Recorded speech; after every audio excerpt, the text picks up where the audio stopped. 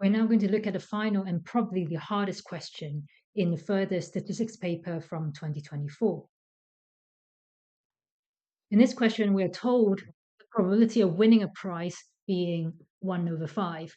When more than one game is played, the games are independent. Sam plays 20 games. Part A is quite simple. It asks us to find the probability that Sam wins 4 or more prizes. So that's a simple binomial distribution. And then part B is also quite simple. It's negative binomial distribution, asking us the probability of winning the 4th prize in the 20th game.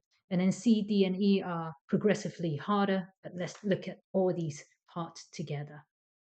First of all, part A. Let's call X the number of games won in 20 games in 20. And the question actually gives us the probability of winning, which is 1/5. And we are told that Sam plays 20 games. So X follows a binomial distribution with 20 attempts and probability success of 1/5. Question A, part A is simply asking us what's the probability of X being greater than or equal to 4. That's the same as the probability of X being less than or equal to 3. We can either use our calculator or we can use the statistics tables. So let's take a look at this. What if n is 20 and probability of success being 0.2? So for probability of X less than or equal to 3 is 0.4114. So that's 0.4114 based on the tables from tables. And therefore, we know the probability of Sam winning 4 or more prizes is 0.5886. So that's part A. Let's look at part B. Tessa plays a series of games. Find the probability that Tessa wins a 4th prize on her 20th game. This is different from a binomial distribution and is in fact called a negative binomial distribution. Let's call our variable y and let's define that as the number of games needed to win the 4th prize. Again, the formula booklet is quite useful because it tells us the distribution of the negative binomial distribution. So this is what we want to be looking at. Yeah, negative binomial distribution. And that's the expression that we could be using. But also we could be thinking about it intuitively. So if we want the number of games to be 20 games in order for Tessa to win her 4th prize, which means that, so let's write that out. So probability of y equals 20. Effectively, we will want in the first 19 games, we want exactly 3 prizes to be won. And I don't care when Tessa wins those 3 games. But I care about the 20th game. I want the 4th prize to be won on the 20th game, which means that I'm taking, for the first 19 games, I want Tessa to win 3 times. Therefore, I've got 3 probability of winnings and 16 probabilities of losing. So that takes care of my first 19 games. And for the 20th game, I want to win as well. You actually see that this is exactly the same as what's given in the formula booklet, which is x minus 1, x minus 1, r minus 1, and then p to the power r, 1 minus p to the power x minus r. Evaluating this expression, we get 0.0436. And that's our answer to part B. Now, what about part C? Let's take a look at the question carefully. Rama invites Sam and Tessa to play some new games of Pento. They must pay Rama, so they pay Rama £1 for each game they play, but Rama will pay them £2 for the first game they win a prize, £4 for the second time, and basically they get a prize of 2W when they win their Wth time. And Sam decides to play n games of Pentagrama. So here we are told that the number of games, n, is fixed. And we are asked to show that Sam's expected profit is this certain expression. So we can write down profit is simply how much the sum won minus sum paid. Okay, so this is our basic definition of profit. And we've been told by the question that Sam plays n games. So we know that if Sam plays n games, he'll have paid n pounds. So sum paid would be n pounds after n games. Our question is, what is the expected sum won after 10 games? So expected sum won after n games. And if we work this out, we'll be able to work out our expected profit. Let's assume that in n games, Sam wins y times. So let's call this a variable y. Y is the number of wins in n games. Okay? And we know that y follows a binomial distribution because n is given, the total number of attempts is given, therefore it's binomial distribution. And to win a game, there's a probability of 1/5. And because y is a number of wins in n games, the sum won after n games. Sum won after n games. For the first win, Sam gets £2. The second win, Sam gets £4. The third win, Sam gets £6. And then for the y win, Sam gets 2y pounds. And therefore, the total sum won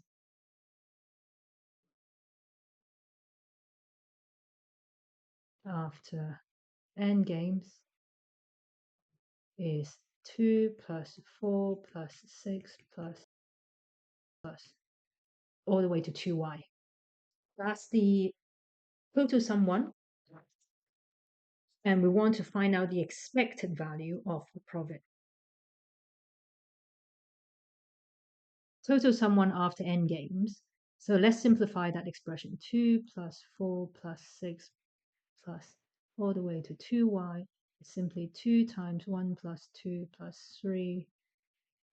So we can see a sequence there, and using a formula in our booklet, we can just simplify this expression and call that y times y plus 1. So this is the number. So this is the amount won after n games. So that's great. We know the amount won. We know the number of games played. Let's work out the expected profit. The expected profit equals expected sum won, which is y times y plus 1 minus n. Let's work that out. Y squared plus y minus n. Because n is simply a constant, we can simplify this expression further. Right, okay. So we're getting closer to the solution. We know that expected value of y in a binomial distribution is simply np in a binomial distribution. E is 1/5, so that's n/5. And for the variance of y, again, looking at our formula booklet, or you might remember that, is np1 minus p, which is 1/5 times 4/5 times n, which equals 4n/25. This is also equal to the expected value of y squared minus the square of the expected value of y. That equals 4n/25. And let's take a look at expected value of y is n/5, so we get that from there. So let's put that as n/5 squared equals 4n/25. Let's write that out again. So we're trying to solve for e the expected value of y squared. Rearranging all the terms, we get expected value of y squared to be n squared plus 4n over 25. That's great. So let's keep going.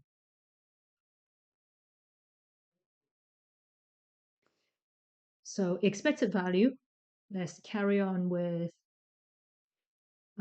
this expression there. We now have simply n squared plus 4n over 25 plus n over 5. That's expected value of y, and minus n, simplifying that to 25 n squared plus 4n plus 5n minus 25n. That looks like what we are given in the question. So n squared minus 16n. Wonderful. So that's what we have. Not an easy calculation, but we get there eventually. So that's our part C. Let's now look at part D. We're now told that Sam chose n equals 15, and we're asked to find the probability that Sam does not make a loss. So we worked out in previous part that Sam's profit is y squared plus y minus n. And now n equals 15, so that now the profit equals y squared plus y minus 15. We are being asked, what's the probability that Sam doesn't make a loss? That means profit greater than 0.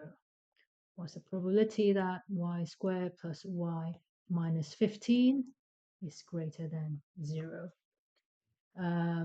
Where y follows the binomial distribution with 15 attempts and 1 over 5 being the probability of success. So here we want to be solving for y first. So let's take a look at this quadratic equation. If we're giving this quadratic equation, then we know that y equals so minus b plus or minus b squared minus 4ac square root over 2a. So it's either minus 1 plus or minus 61 square root. Working that out, we get y equals 3.405 or minus 4.405. But because y needs to be is a positive integer, because y is a number of games won after the 15 attempts. So y needs to be a positive integer, and therefore y needs to be greater than or equal to 4. This is very similar to asking us what's the probability that y is greater than or equal to 4. That's 1 minus the probability of y being less than or equal to 3. So from the tables, we get 1 minus 0.0482, which equals 0.3518. And that's our required probability. So let's take a pause and think about what it actually means. The question is asking us to find the probability that Sam doesn't make a loss. We've worked out probability that Sam makes a profit because that's the same thing. What's the formula for the profit? Here, y squared plus y minus 15 is the formula for profit. We want this expression to be positive. So that's equivalent to asking, well, what figures of y do we need in order for this expression to be positive? So looking at this expression, we can see that the greater the y, the higher the number it is.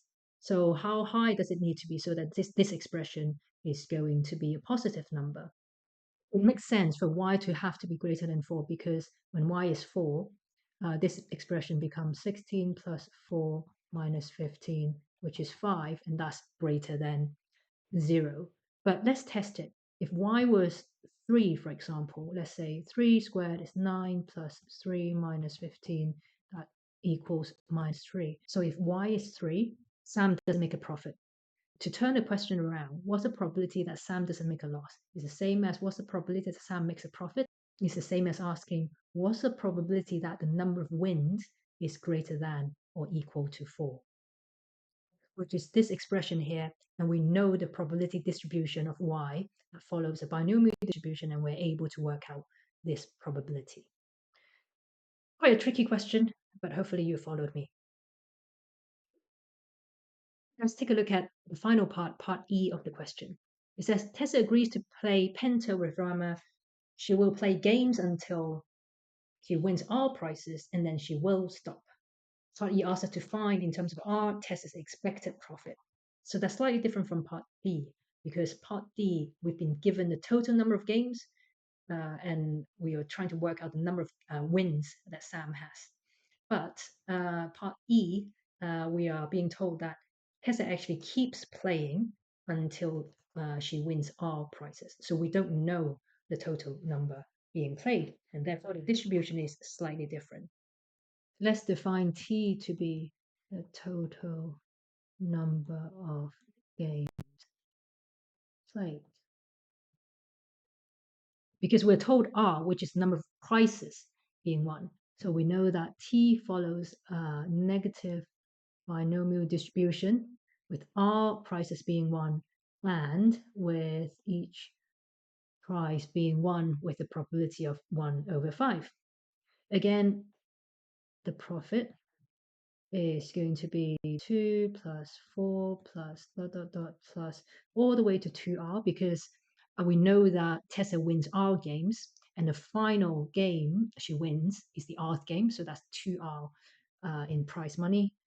So profit, so that's the winning minus the number of games being paid. So she needs to pay £T in order to get the winnings. Simplifying that, that's minus T, which is R times R plus 1 minus T. We're being asked for the expected profit. So the expected profit is simply expected value of the above expression,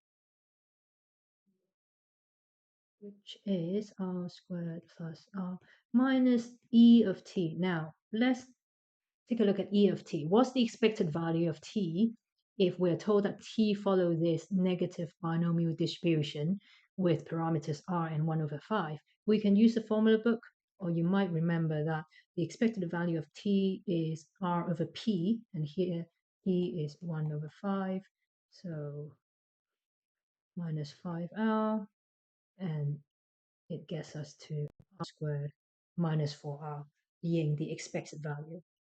Again, a tricky question, so we just need to be careful with the different distributions there, but I think part B is the slightly harder one. Again, if you don't know how to do part D, you can still do part E, which I think is slightly easier.